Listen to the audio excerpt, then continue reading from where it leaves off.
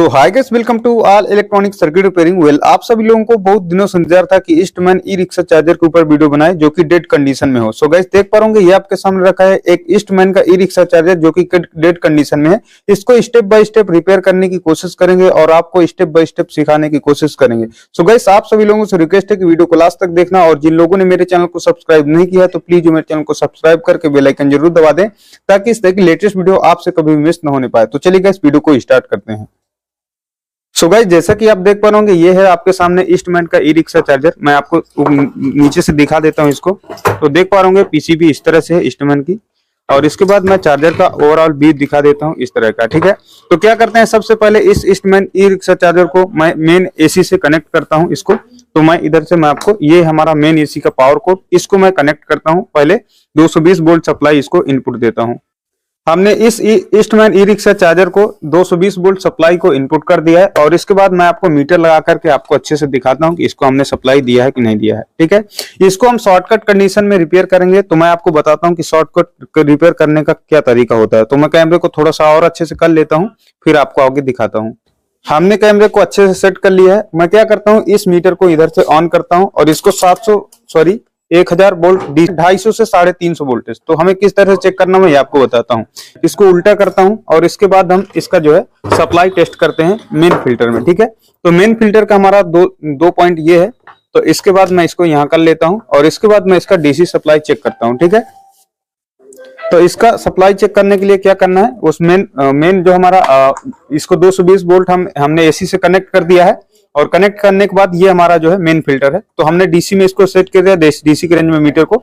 अभी इसके बाद 250 से 350 वोल्टेज तक हमें चेक करना है। ठीक है, इसमें वोल्टेज आ गया है।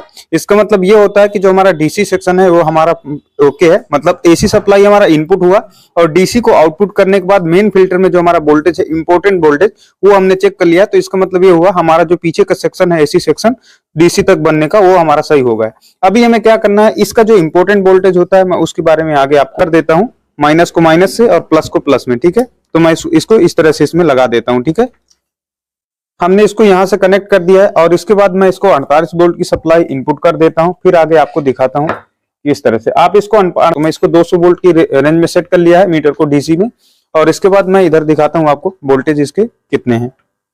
तो देख पा रहे होंगे 45, क्योंकि हमारा ट्रांसफार्मर से 55 वोल्ट के आसपास आ गए हैं। हमने ट्रांसफार्मर से इस सप्लाई को बनाया है। अगर आपके पास बैटरी नहीं और आप ई रिक्शा चार्जर बनाना चाहते हैं, रिपेयरिंग करना चाहते हैं, उसको टेस्ट करना चाहते हैं, तो किस तरह का आपको सिस्टम बनाना पड़ेगा मैं आपको ट्रांसफार्मर के थ्रू बता दूंगा। तो आप मुझे कमेंट करिएगा, मैं उसके लिए आपको डिटेल से वीडियो बना दूंगा।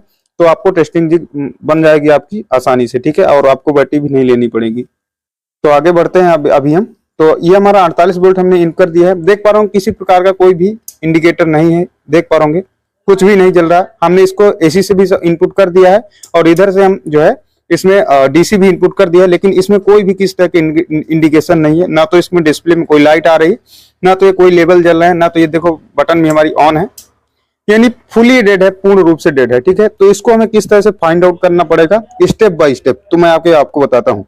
इंपोर्टेंट वोल्टेज मिलने के बाद हमें ये पता चल गया कि हमारा डीसी सेक्शन हमारा है।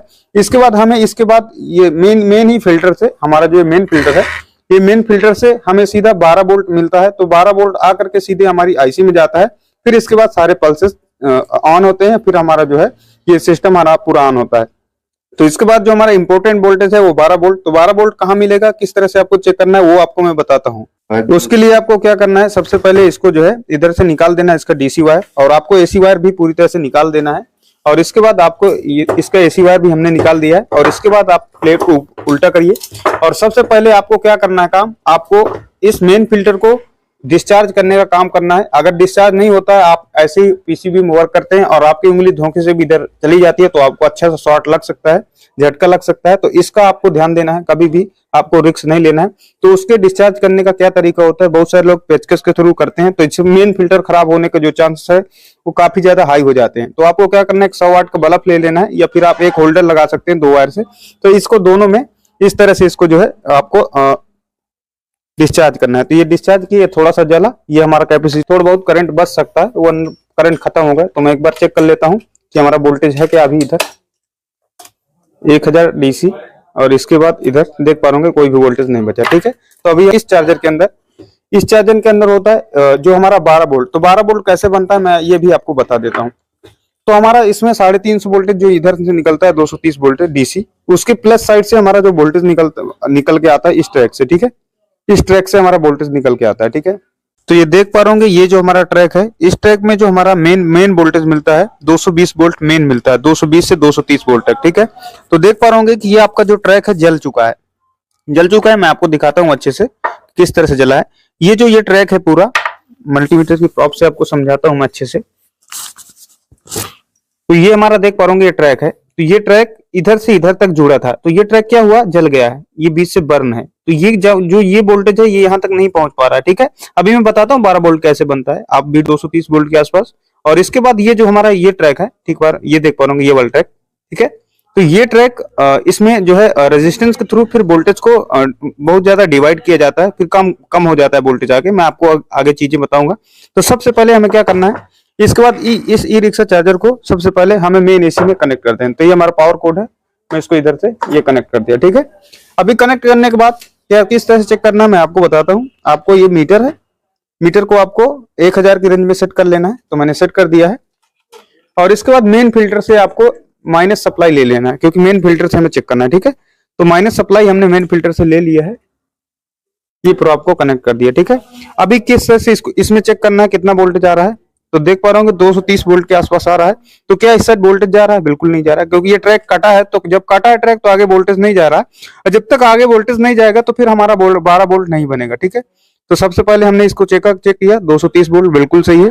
अब इसके बाद क्या करेंगे, इस ट्रैक को क्या करेंगे, इसके बाद इसमें चेक करेंगे। ये हमारा और ट्रैक है, इसमें कोई वोल्टेज नहीं है, ठीक है, क्योंकि ये हमारा न्यूट्रल का होता है, क्योंकि ये हमारा जो है न्यूट्रल का होता है, ठीक है। अभी इसमें वोल्टेज ओके है। अभी मैं इस ट्रैक से जो है जम्फर करता हूँ और इसको जोड़ता हूँ, फिर आगे आपको दिखाता हूँ कि इसमें वोल्टेज आगे बने या नहीं बने। तो आगे आपको सारी चीजें स्टेप बाय स्टेप बताता हूँ। इस ट्रैक को जोड़ने के लिए मुझे क्या करना होगा, इसमें जो है मैं एक बार अच्छे से दिखाता हूँ आपको, ठीक है। तो मैं अभी आपको सारी चीजें दिखाता हूँ। इसको हम इधर से, इसमें हम थोड़ा सा पेस्ट अप्लाई कर देते हैं दोनों साइड। ये दोनों साइड हमने पेस्ट अप्लाई कर दिया। और फिर क्या करेंगे, ये जो आपका रेजिस्टेंस या आप कोई भी चीज ले सकते हैं, ये जो आपका रेजिस्टेंस है देख पा रहे होंगे, इसका जो ये लेग है, इसी से हम इसको जो है ट्रैक को जोड़ देना है। तो जोड़ने के लिए आपको क्या करना है मैं आपको दिखाता हूँ। इसमें इसको सोल्डिंग किए दे रहा हूँ, ठीक है। ये मैं इसको अच्छे से इसको सोल्डिंग किए दे रहा हूँ, और इसको कटर के थ्रू मैं इसको कट कर दूंगा, बाकी जो हमारा एक्स्ट्रा जो है लेग बचता है, ठीक है। तो इसको मैं इधर से कट कर दिया, ठीक है। और इसको क्या करना है, ब्रश से आपको अच्छे से साफ कर लेना है, ठीक, क्योंकि अगर साफ नहीं करते तो वोल्टेज अप डाउन होते रहते हैं। तो इन चीजों को ध्यान। इसको फिर से 220 वोल्ट की सप्लाई देता हूँ, और फिर आगे हम देखते हैं इसके वोल्टेज किस तरह से आगे बनते हैं। तो फिर मैं इसको इस पावर कोड को इसमें इनपुट करता हूँ, वोल्टेज में जो है इसको देता हूँ 220 वोल्ट।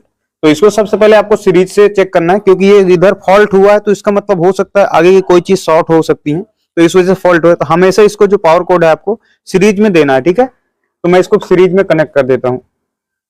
तो मैंने सीरीज में कनेक्ट कर दिया है, और देख पा रहे होंगे सीरीज किस तरह से जल रहा है बल्ब जो हमारा, और देख पा रहे होंगे फुल ग्लो किया। और इसके बाद इसके हम वोल्टेज चेक कर लेते हैं, ठीक है, इधर हमारा कितना वोल्टेज है। उसके लिए मीटर को मैं सामने रख दिया है, और इसके बाद मैं इसको जो है यहाँ से देखता हूँ कि वोल्टेज किस तरह से बन रहे हैं। तो एक प्रोब को मैं मेन फिल्टर की ग्राउंड में लगाता हूँ, लगा दिया। और इसके बाद इधर हम वोल्टेज चेक करते हैं। देख पा रहे 220-230 के आसपास वोल्टेज आ रहा है। और इसके बाद जब वोल्टेज इधर रेजिस्टेंस से डिवाइड होता है, वोल्टेज कम होता है, तो एक इधर 3 पिन निकल के आती हैं। तो देख पा रहे एक में हमारा 0.8 वोल्ट के आसपास आ रहा है, जो कि कोई वोल्टेज नहीं है। और दूसरी साइड ये हमारा 13 वोल्ट। मैं आपको बताया था जो 12-13 वोल्ट बहुत इंपॉर्टेंट वोल्टेज होता है, ठीक है, बहुत ही इंपॉर्टेंट वोल्टेज होता है 12 से 13 वोल्ट। मैं एक बार कैमरे को नजदीक करता हूँ, आपको दिखाता हूँ कि कौन सी पिन में वोल्टेज बनता है। तो मैंने कैमरे को नजदीक पर कर दिया, देख पा रहे होंगे इधर से हमारा जो वोल्टेज मिलता है ये हमारा 230 वोल्ट इधर मिला, और जो हमारा 12 वोल्टेज मिलता है इस पिन पे मिलता है। ये जो हमारी पिन है इस पिन पे हमारा 12 वोल्ट मिलता है, ठीक है। और ये हमारी 0 की पिन है, एक हमारी रेफरेंस पिन है, ठीक है, रेफरेंस पिन है हमारी। और इस साइड ये हमारा 12 वोल्ट इधर जनरेट होता है। यही 12 वोल्ट हमारा आईसी में जाता है, फिर आईसी हमारी ऑन होती है, फिर आगे वोल्टेज पल्सेस जाते हैं। तो मैं आगे आपको और भी सारी चीजें दिखाता हूँ, ठीक है। और एक प्रोब को मैं ग्राउंड कर देता हूँ वापस से, और इसके बाद इसमें देखते हैं 12 वोल्ट। तो देख पा रहे 12 वोल्ट के आसपास 12-13 वोल्ट आ चुका है। अब ये 12-13 वोल्ट क्या करता है, इधर जाता है 12-13 वोल्ट। अब इसके बाद आगे वोल्टेज हम देख लेते हैं कि जो हमारा आगे वोल्टेज है वो किस तरह से बनता है। तो इसके बाद हम इस न्यूट्रल को एक न्यूट्रल में कर दिया, एक प्रॉप को ग्राउंड कर दिया, और इसके बाद ये हमारा 12 वोल्ट देखता हूं अच्छे से। वीडियो में लास्ट तक बने रहें, मैं आपको डिटेल से बता रहा हूं। 13 वोल्ट, ठीक है। अब इसके बाद यही 12 वोल्ट हमारा क्या करता है, हमारा आईसी में जाता है। ये एक रेजिस्टेंस आपको दिख रही होगी, ये रेजिस्टेंस, ठीक है, देख पा रहे होंगे। इस रेजिस्टेंस पे आप चेक करेंगे तो जब आपका ये चार्जर ऑन हो जाएगा तो इधर 25 वोल्ट मिलेगा, ठीक है। इसमें चेक कर लेना है। और यही हमारा 12 वोल्ट यहां से निकलता है, देखना कहीं यहां वोल्टेज होगा, इधर 17 वोल्ट, इधर। तो ये हमारा जो वोल्टेज है इधर, तो इस साइड देख पा रहे होंगे 25 वोल्ट, और स्पिन में हमारा 17 वोल्ट। क्योंकि हमारा जब ये ऑन हो जाता है तो स्विचिंग की वजह से हो सकता है वोल्टेज बढ़ जाए, बाकी ये वोल्टेज हमारा इधर से निकल के आता है, ठीक है। तो ये जो आपकी रेजिस्टेंस दिख रही है इधर, तो इधर देख पा रहे होंगे 14 वोल्ट, 13 वोल्ट। तो ये वोल्टेज यहाँ अप डाउन करता रहता है, ठीक है। तो ये वोल्टेज वहां से निकल के यहाँ आता है, ठीक है। यही हमारा आईसी में जाता है, ठीक है। फिर जब हमारा आईसी में जाता है तो फिर आईसी सब जगह पल्सेस ऑन करती है, हमारा चार्जर चालू हो जाता है। तो हम ये देखते हैं कि जो हमारा चार्जर है वो चालू हुआ या नहीं हुआ। तो मैं आपको दिखाता हूँ चार्जर को। तो मैं सामने की ओर करता हूं, तो देख पा रहे हमारा चार्जर पूरी तरह से ऑन हो गया है और इसमें फॉल्ट का इंडिकेशन आ रहा है, ठीक है। तो अभी मैं इसमें रिक्शा चार्जर को कनेक्ट करूंगा, और कनेक्ट करने के बाद हम देखेंगे जो हमारा चार्जर है ये ओके हुआ या नहीं हुआ। बाकी हमारा चार्जर का डिस्प्ले आ चुका है और हमारा चार्जर ओके हो चुका है। तो इस तरह से इसको रिपेयर किया जाता है, ठीक है, और इस तरह से इसको बनाया जाता है। उम्मीद करता हूँ आपको सारे वोल्टेज क्लियर आ गए होंगे, ठीक है। जैसा कि आती है तो इस वीडियो को ज्यादा से ज्यादा लोगों तक शेयर करें ताकि सभी टेक्नीशियनों की हेल्प हो सके और सब लोग सीख सके, ठीक है। और हमारे चैनल को सब्सक्राइब डेफिनेटली कर लेना है आपको, क्योंकि इसमें इस तरह की कंटेंट हम डालते रहते हैं इंफॉर्मेशन वाले, ठीक है। तो इस चैनल को सब्सक्राइब कर लीजिए और बेल आइकन दबा लीजिए ताकि इस तरह की लेटेस्ट वीडियो आपसे कभी मिस ना होने पाए। सो गाइस, आज के लिए इतना ही, मिलता हूं आपसे नेक्स्ट वीडियो में, तब तक के लिए बाय दोस्तों।